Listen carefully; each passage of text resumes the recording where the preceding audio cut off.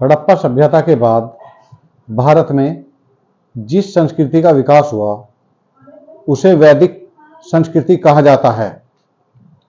वैदिक संस्कृति को सभी इतिहासकार दो भागों में बांटते हैं। नंबर 1,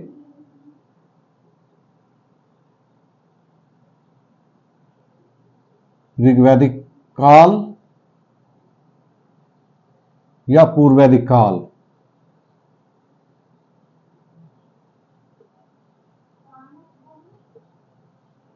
नंबर 2, उत्तर वैदिक काल।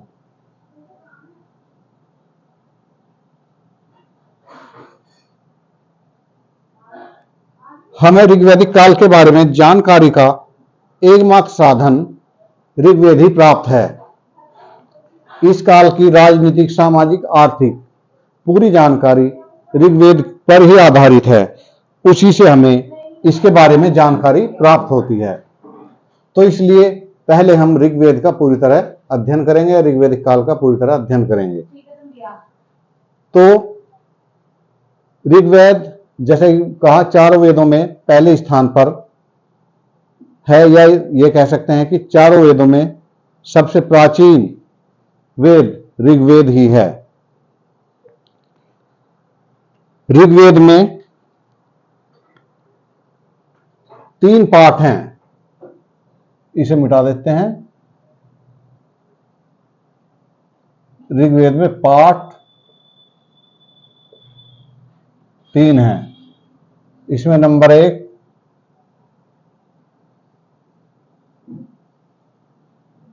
साकाल, इसमें 1018 सूक्त हैं। नंबर 2 बालखिल्य,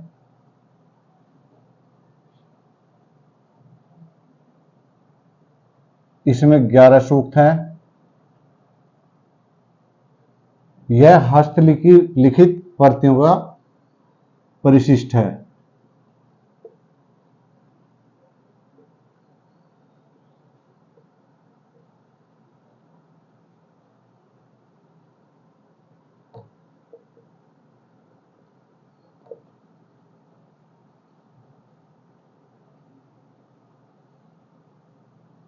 परिशिष्ट है।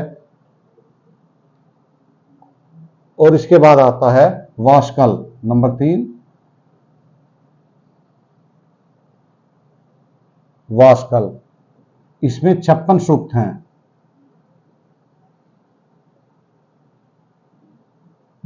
ऋग्वेद में कुल सूक्त 1028 माने जाते हैं।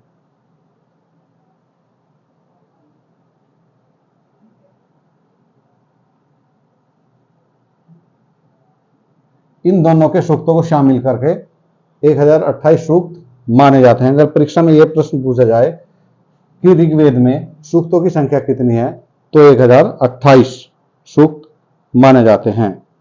इसके अलावा ऋग्वेद में 10 मंडल हैं, जिसमें 2 से 7 तक प्राचीन है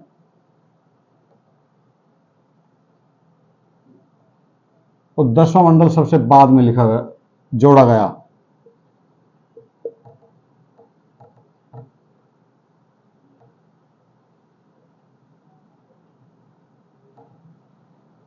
दसवां मंडल सबसे नवीनतम है, जो सबसे बाद में जोड़ा गया था। ऋग्वेद में श्लोकों की संख्या 10,462।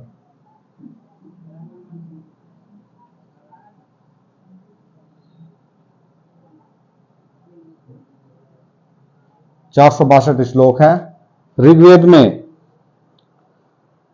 शब्द 1,53,000 शब्द।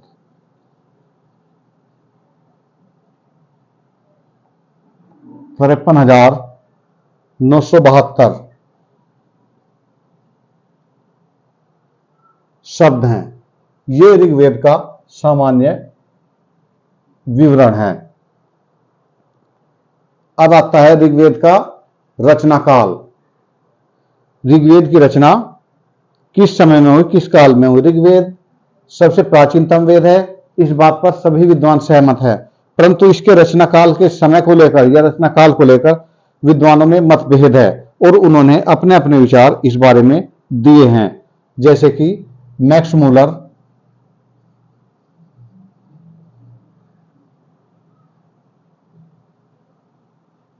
इसका रचना काल 1200 से 1000 ईसा पूर्व,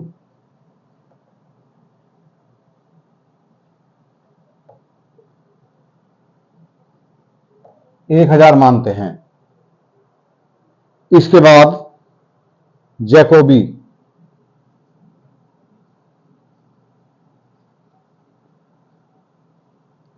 ऋग्वेद का रचना काल 3000 ईसा पूर्व मानते हैं और बाल गंगाधर तिलक ईसा पूर्व 6000।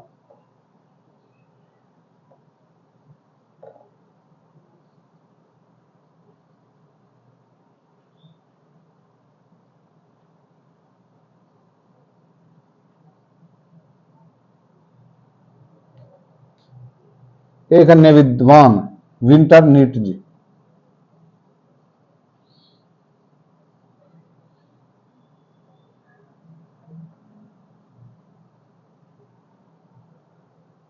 इसका रचना काल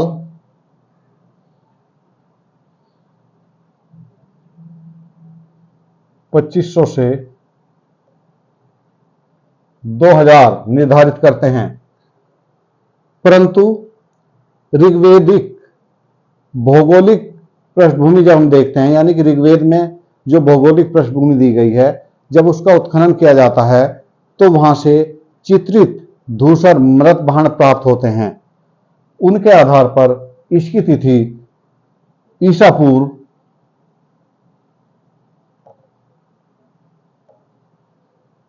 1500 से 1000 निर्धारित की जाती है। जो ऋग्वेदिक भौगोलिक पृष्ठभूमि है, वहां से जो सामग्री हमें प्राप्त हुई है, बर्तन, मृदभांड या अन्य वस्तुएं, तो उसके आधार पर इसका समय 1500 से 1000 ईसा पूर्व ठहरता है और यही सर्वमान्य है। इसका एक कारण यह भी है कि ऋग्वेद में कहीं भी लोहे का उल्लेख प्राप्त नहीं होता है और भारत में लोहा ईसा पूर्व 1000 के बाद प्रचलन में आया। इस प्रकार यह इसकी प्रमाणिक तिथि निश्चित की जाती है और यह सर्वमान्य है।